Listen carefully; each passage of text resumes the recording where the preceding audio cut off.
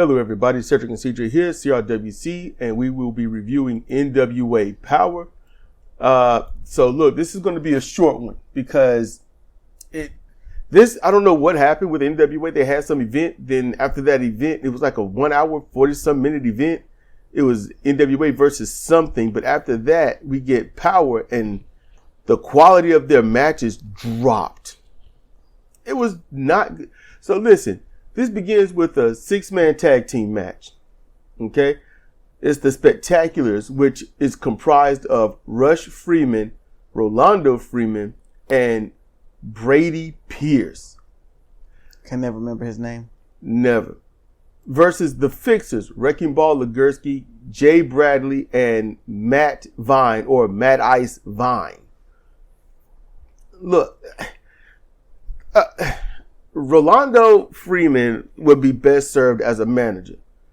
It's not cool to really watch him get into the ring anymore. He's literally, as small as he is, he's lost some of his size over the past 3 months. He's gotten leaner.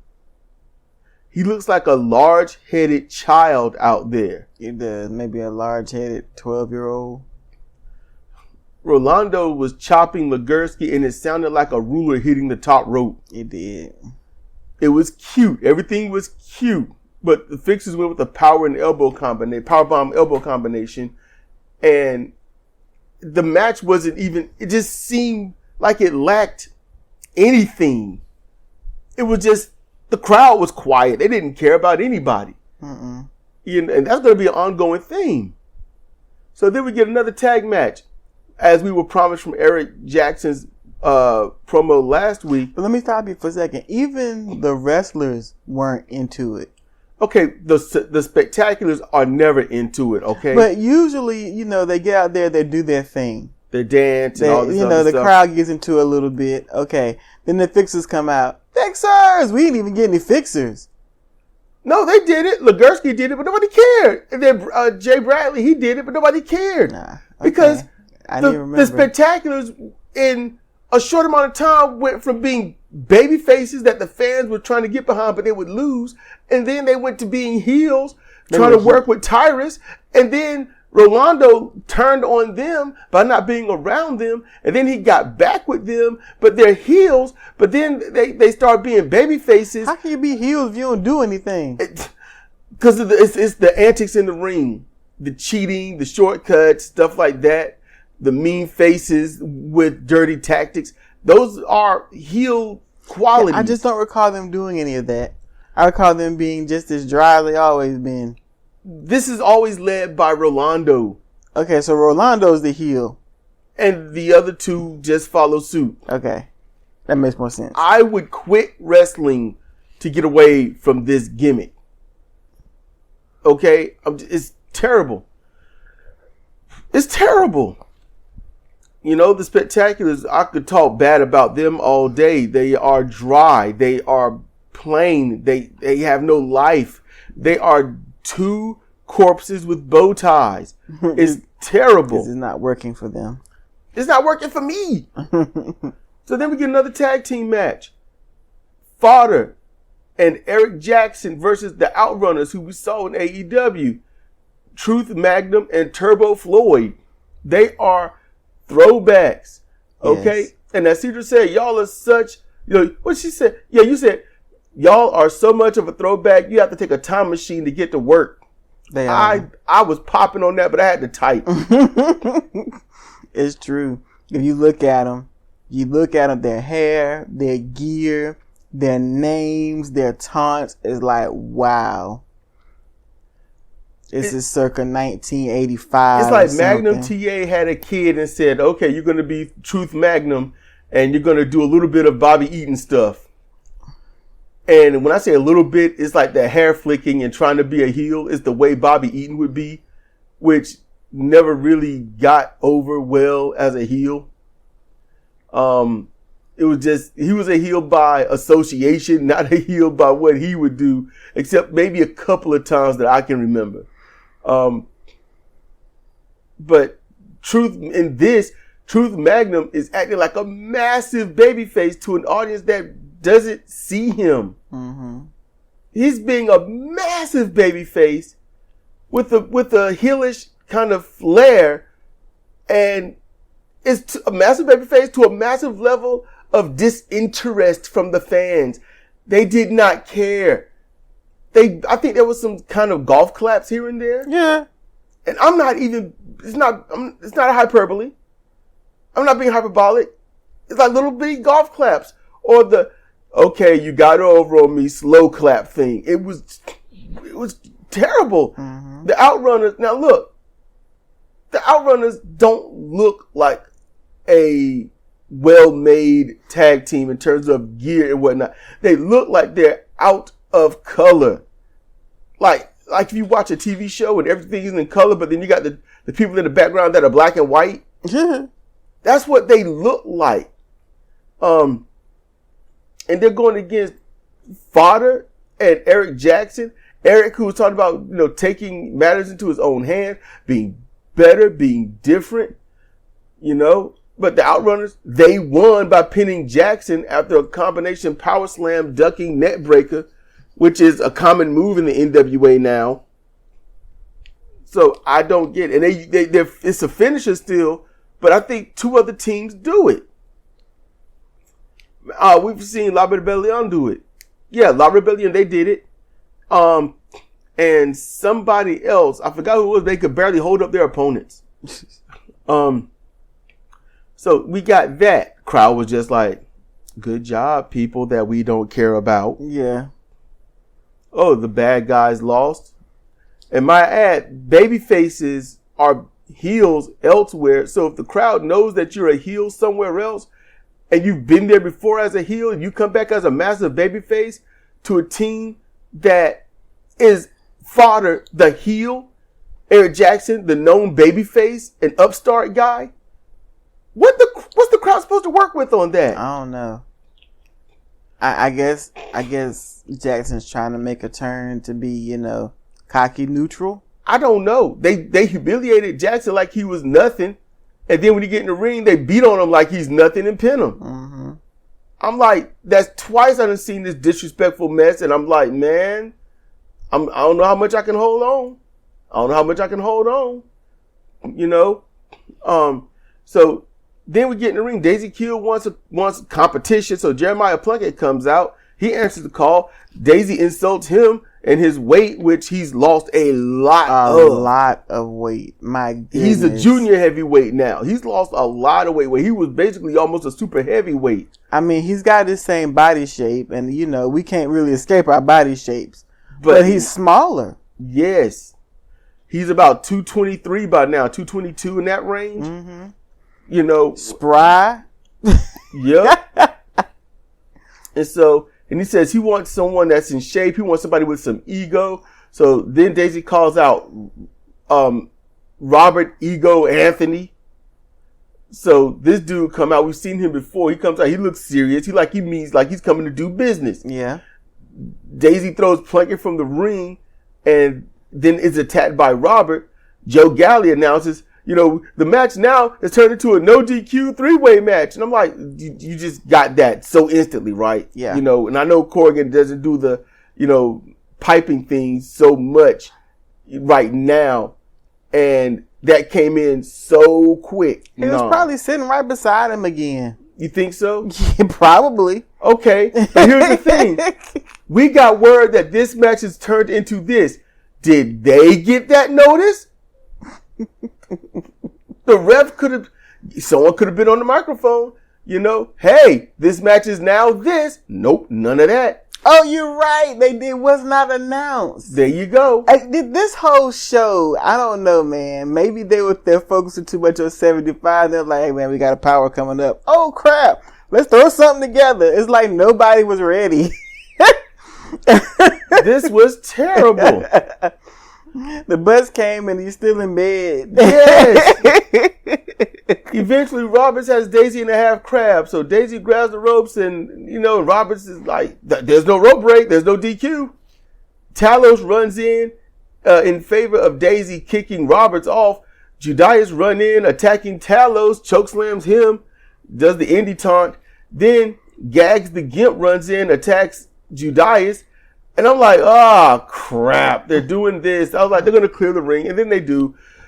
Daisy lands a very pathetic kick to it was terrible. that Joe Galley calls the big kick. It was terrible. And then Daisy hits a side kick that was just as weak and then pins Roberts.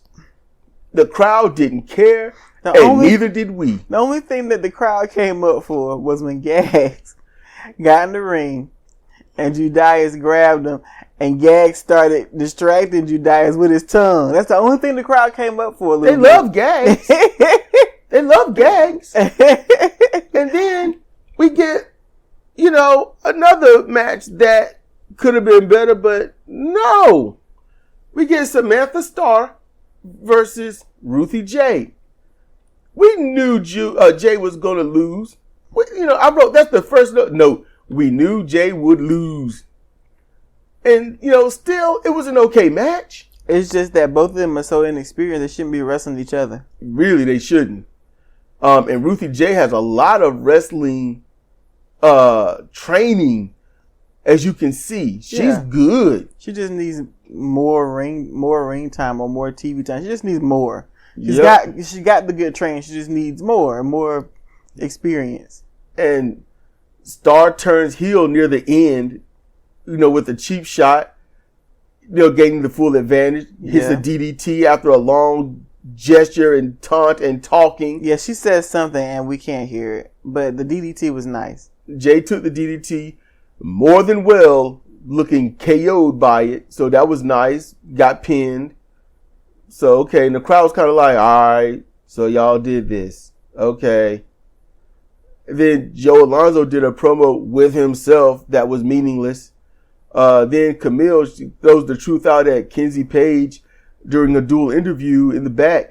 And she mentioned that, you can say it in full if you can remember it, Cedra, but she mentioned that Kenzie Page would be great if she would just get rid of that teenage goo goo gaga crap that she's got going with Pretty and Power. And then if she would grow up, she would really be something. And Kenzie was insulted by being told that she's very good and she's a great wrestler, but she would go way beyond that if she just grew up and stopped hanging around and stopped doing the stupid stuff.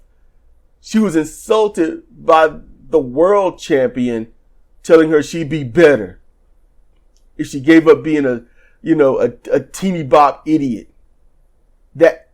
Wow. I can't even see myself working somewhere. And so I was like, listen, we would be paying you $25 an hour if you would just stop wearing blue shirts. And I'm like, oh my God, are you out of your mind? Oh my God, how could you say such a thing? I'd be like, wait, really? What's the dumbass mean girl? What else is she gonna do? There you go. It was stupid. Camille looked good. Kenzie looked good standing there. Mm-hmm. They both looked good. Camille delivered her stuff like she's a grown woman. Mm-hmm. Kenzie delivered her stuff like she's an annoyed 14 or 15-year-old. I'm like, come on, because Kenzie Page is good. When you watch her in the ring, she's good. She's good, yeah. She's good. She might have a few hiccups here and there. It's just this persona that she's... Yes. It's getting old. It's getting old because all four of them do it, and it's tiring. Yep. It's tiring. And so then we get to the main event, Tom Latimer and Chris Adonis versus the Wrecking Crew, Mike Knox and Trevor Murdoch. Knoxy and Trevor. Yep. Knox and Trevor. Knox and Trevor. Or Knox and Murdoch. That was their one of the team names they was going with. They'll figure something out. Mm-hmm. It's a best of 3 falls and 7 minutes left. I thought 7 minutes for a single tag match with these 4? And now you're going to make it best of 3, 2 out of 3 falls? Like, what y'all going to do? Something to miss. So, Adonis took all the heat and was isolated from his partner, Tom Latimer, when then, and then he was knocked off and he got, he was used to knock Latimer off and he got rolled up and pinned by Knox. And Latimer was trying to get in the ring. I mean, he almost made it. Yeah, almost. And when it only counts in horseshoes and hand grenades. True. When Masterpiece got up, he was not happy. No, he won't. And then He was arguing with Latimer. Latimer got pushed into him, I think. Or was he pushed into Latimer? What I wrote was Murdoch knocked Tom into Adonis, who attacked his partner with the master lock, wore him down, broke him down into nothing, then fed him to the sharks. Yep. And then Tom was hit with what they call the high-low combo. It was and ugly. Was pinned by Mike Knox. Adonis takes the TV title from the referee, lays it on Latimer's chest before leaving the ring. Latimer is laid out like a Family Guy character, man. His left leg is all bent up. He's stretched out and he don't move. He was done. He does not move. That leg was bent up. I see that they're building things up, but this was a very great value way to do it. Yeah. You know, this is like your shopping rewards area matches. This is not cool, you know. I like seeing Knox and Murdoch. I like seeing them. And they did their job. I wish they do more. Tom Latimer and Chris Adonis would be a great team to watch, but they quickly dissolved that. And that was the whole point of the whole match, was just to dissolve it and build some heat. So, okay, I mean, they could have done better than just. They could have had Adonis and Latimer come out and just do a promo and hate each other and do something else with a end match. But whatever thing they had with it, I'm guessing another promotion. I don't know, but it was like a 2-hour show. They should not have planned that so close to 75 and invested their time into laying the groundwork in the last show before 75. It was the last Power of their season, and it was crap.